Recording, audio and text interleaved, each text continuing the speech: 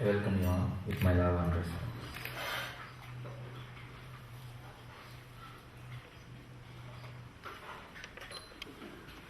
Today's subject for satsang is relive to relieve.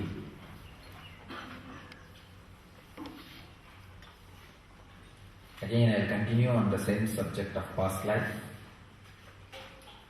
past lives, second layer past.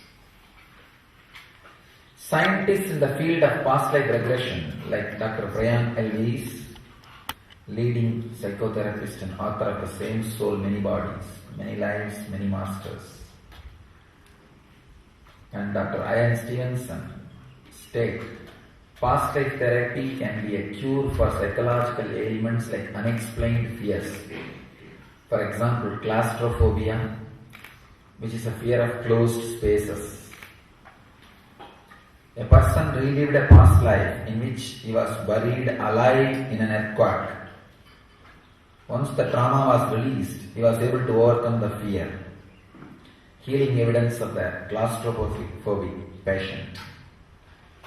You can really understand and relate to this. It's true. If you are buried alive or got drowned in the past life, that engram gets carried and becomes claustrophobic. Not only that, even the unnecessary fears you carry. If you have the strong fear about your parents, especially father, you will project that same on me. If you had a very good relationship with the father, very loving, caring father, you will exactly project that same on me. I have seen how we carry engrams and how we project on people, how we see it in the life. Samsaya, the doubt, is such a worst demon, makes the whole life hell, makes you uncomfortable everywhere. Wherever you go, the moment you start doubting, the whole life becomes hell, and it is impossible to live. I know how the people with doubt live. I can only sympathize or laugh at them. The extraordinary tamas creates an intense doubt about everything in the life. This claustrophobia is nothing but an extraordinary doubt. Doubting even the space. There are different levels of doubt. Doubting persons, doubting relationships. The extreme is doubting the very space you start living in. You are living. That's what is the claustrophobia. Even Patanjali says in his Yoga Sutras, Samskara Sakshat Karanat Purva Jati Jnanam. Making samyama on previous thought waves, one obtains knowledge of one past lives. Vivekananda also translates this as through the perceiving of impressions comes the knowledge of past life. It's a technique, very powerful technique. If you are claustrophobic now, try to meditate on that samskara. Why you feel that way? How you feel? You will open the first layer past and second layer past. Same way, if you are having the fear, projecting your past trauma or the doubt, untrusting relationships on me, dig into it. Why you are feeling that way? Why you are projecting that way? Dig into it. You will see. You are rewinding the first layer past and the second layer past. It may not even be just from this birth. Because many things from this birth can be just burnt away by NSP. Samskara Dahana Kriya is enough. to burn away many things from this birth. There may be something you are carrying from the past.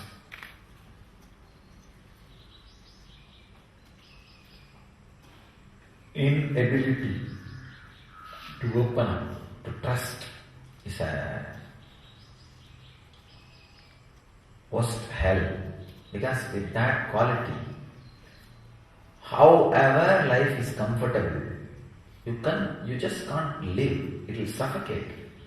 See, claustrophobia and living with the people whom you are not able to trust are one and the same. You have a huge house, so much wealth, but the 2-3 people with whom you are living, you are not able to trust. You will be claustrophobic in that house. Deep suffocation will be there in that house. Claustrophobia is nothing but unable to trust the space you live. Even though there is a huge space, you will feel constant suffocation. If you look on the engrams which creates suffocation in you, go on digging, meditating, samyama, doing samyama on it. As I said yesterday, accepting and looking through. The first layer past and second layer past will start opening. First layer past and second layer past will start opening.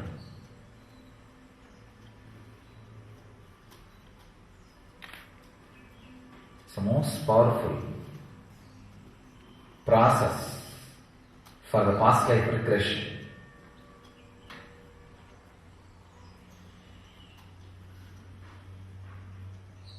Again, I have one more abstract from healpastlives.com. Morbid obesity or clinically severe obesity is a life-threatening condition where patient is above the optimal weight for their height due to chronic urge to overeat. Research says although genetic mutation, physical addiction, brain chemistry and psychological pain may be the causes, unhealed past life karma is the primary cause. Research says that most common past life causes for the morbid obesity are starvation in one or more past lives, lead to constant desire to overeat. And not only that, if you have cheated somebody's food, again that karma lands in your system and it takes an effect of making you overeat. Please understand, all the countries which are depriving the food from other countries are suffering with obesity. Look. When you are depriving food through various methods, scientifically, socially, economically, the countries and systems which are encouraging depriving food from others suffer with overeating and obesity.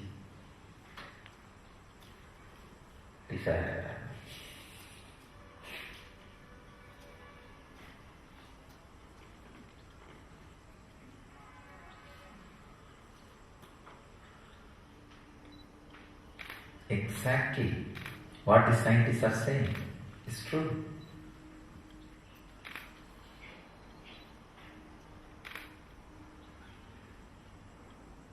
I can tell one thing. In the whole world, that sharing food freely with no cost is a lifestyle only in India. All religious ceremonies invariably involves this sharing food. That should be the Vedic tradition, because we are grain-based civilization. Sharing food, not just social or religious ceremonies, as a lifestyle. I have seen at least in my village, at least the 10 houses which I know, in which I grew up, In Indian villages, you don't grow up in one house. You usually live in the 10, 12 houses. Some 4, 5 days you stay in one house, some 4, 5 days you stay in another one house. Saturday, Sunday you stay in another one house. That is the way we all go. And there will not be any reason. Just like that, go to the grandparents' house. I will not come back for even for 20 days. I will be there. Because school, everything is all close by, you see. All the 10, 20 houses, I grew up. I have always seen all those houses are always open, either for sadhus, or for beggars, or for guests, or for visitors. I have seen my grandfather's house, my mother's father's house. All the villagers who come for the business to the city, they will straight away walk into the house and eat and go. It's not that they have to inform before. Always it's like it's not, only when I describe now it looks like a big thing. And only when I saw the other country lifestyle, I understood it's a too big thing. Of course, if you are from an Indian village, you will not consider this as a big thing. Oh, this is a lifestyle in every house. Every house this is a lifestyle. But only when I started traveling outside India, if your own son's house also, you have to make 2 phone calls. Your own daughter house, you have to tell 2 times that you are coming at this such and such a time. I am really shocked. I have seen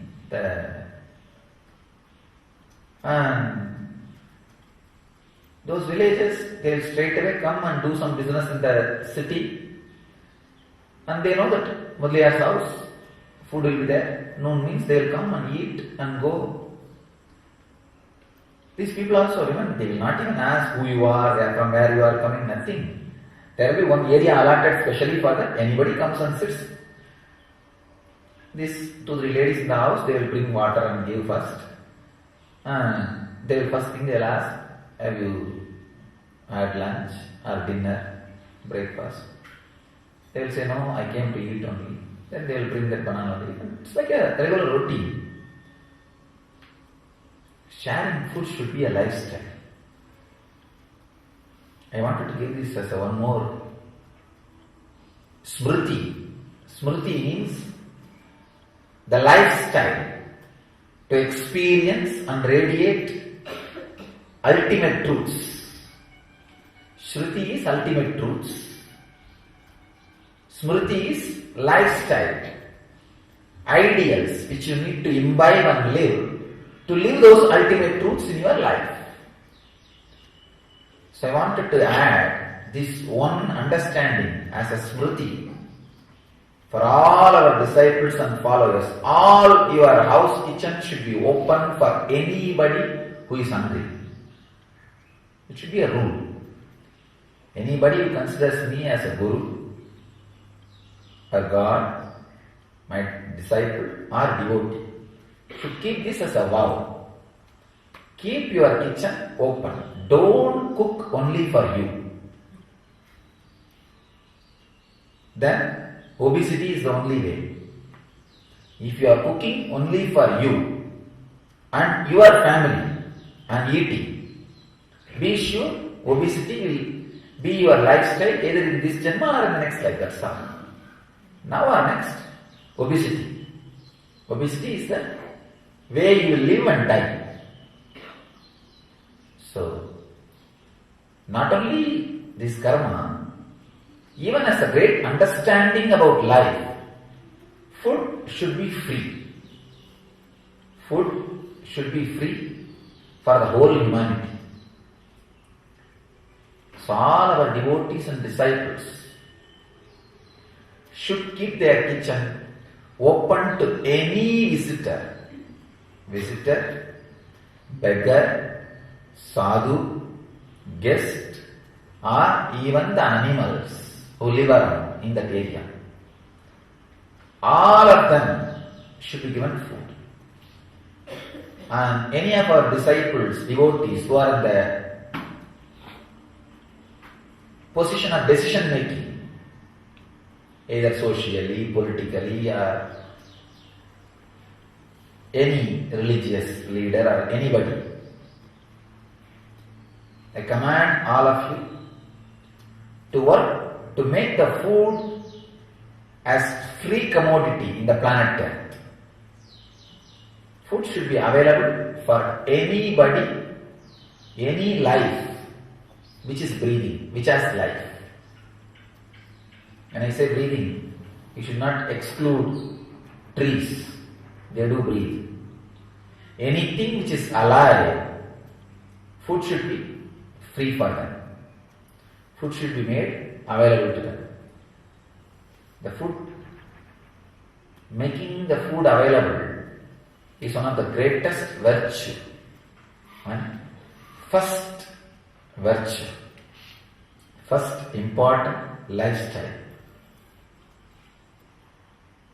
All our communities, temples, devotees, disciples, our Sangha, ashrams should take up this as a command from Swamiji.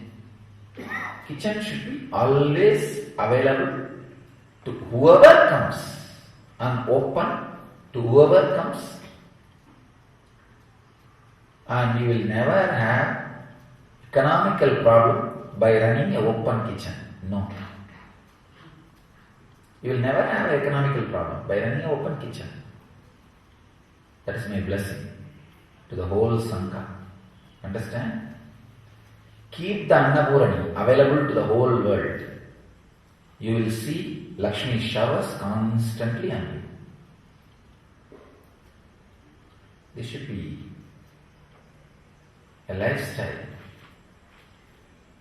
Only the decisions and decision makers who hold food without sharing it with the world. I know there are some countries destroy food, grain, butter just to maintain the market rate. They grow excess. Too much dairy products are produced, too much grain is produced. They dump the whole thing into the ocean so that the market rate is maintained. On other side, billions are either starved or undernourished. Insensitivity. So all our devotees and disciples should get into the decision making, powerful posts of these fields and take care that food is available for the whole earth, whole planet.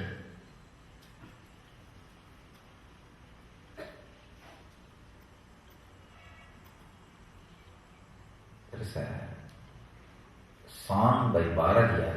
He's a Siddha. He's one of the modern day Siddha. Even though people criticize him for so many reasons, he's surely a Siddha Purusha. At least had Satori experience. He sings in one song, Taniyoru Manidanu Unavilla Enivinda Jagatthina Yadithiduvo. Exact meaning is, if there is one man going without food, let us destroy this whole earth. It is not useful, worthy of being alive. If one man is fasting, if any one man in the world does not have food, why is earth? Destroy it. You can say very violent, strong way of telling the truth, but he conveyed it. He is right. Taniyoru manidanu kunavilla enilinda jagatthina yadithidu. It's true. And all the cultures and civilization which does not have the habit of sharing food, I tell you, just share food and eat. This is a very simple technique for not to overeat. Just have 4 or 5 people and eat. You will never overeat. Overeating always happens in the secret snacking, sneaking snacking. Dumping. keeping it under the cot, below the bed.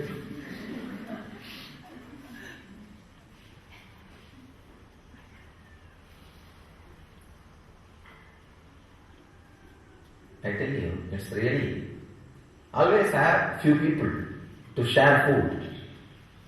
When I say few people, not your own family. Somebody outside, have few people, you will never overeat.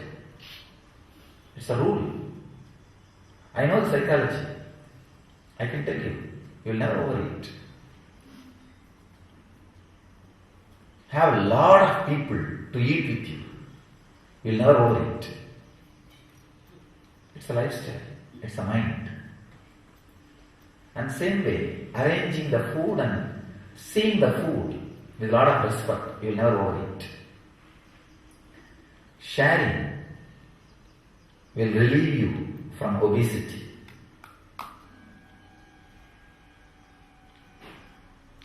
Fear of past and guilt from past lives also is responsible for morbid obesity. That's what. Depriving food from others. Asteya leads to obesity. Sorry, not asteya. Asteya means non-stealing. Stealing leads to obesity. Stealing others' food and storing it in your body. What will happen? Obesity.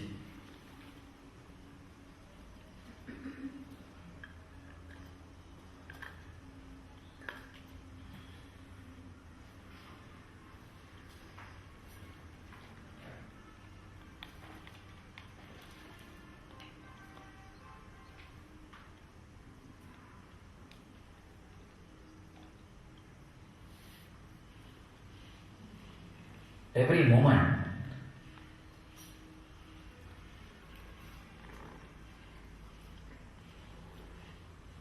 the samskaras and experiences you add, strategic decisions you make are responsible for your future. So analyzing your past and healing your future, learning the lessons from your past, analyzing your past and healing your past and learning the lessons from past is a right and best way to create a right strategy for the future. Understand, this is an important fact. You need to understand. A very important truth. Healing the past means nothing but learning the lessons from past life incidents which you were supposed to learn when that happened to you, but because you did not have awareness, you just dumped it. It's like every meal you eat, you are supposed to digest and all the unnecessary fat should leave your system. But if you don't have that much of intelligence and awareness to send them out of your body, for some reason, just you pack it and dump it in your body, saying that later on I will use it, or later on I will see this file. That accumulated file is a fact. Same way, any incident happens in front of you in your life, if you just deal with awareness, so all the lessons you need to learn will become energy in you, all the things not necessary will just leave your mind over. It's just like a digestion process. But when you are not having enough awareness and patience, you just dump all that incident inside as an engram and think later on we'll take care. That stored engram which has not become intelligence in you is the past wounds. Now, renewing them with intelligence, then naturally it will all be digested. The energy part will become energy and the intelligence and wisdom, the unnecessary part will just automatically disappear from your system. This is what I call healing the past. Healing the past means digesting them and making them as a wisdom or whatever unnecessary, releasing them from your system. This reincarnation theory is accepted in many other religions also. I have some reference. In Islam, idea of reincarnation is accepted by few Muslim sects, particularly Gulab and Druzus.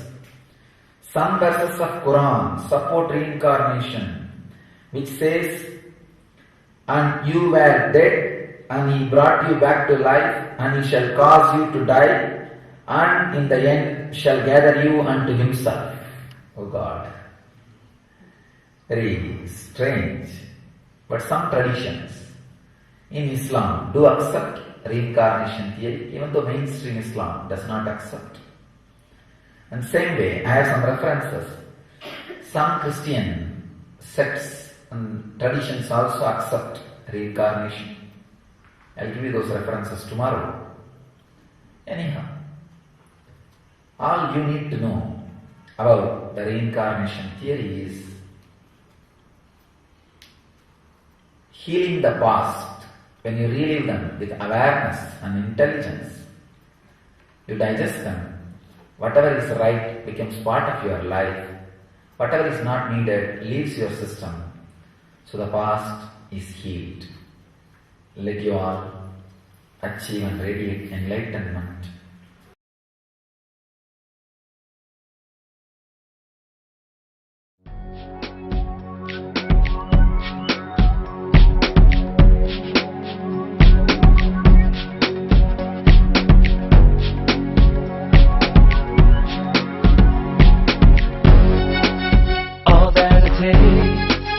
All that I smell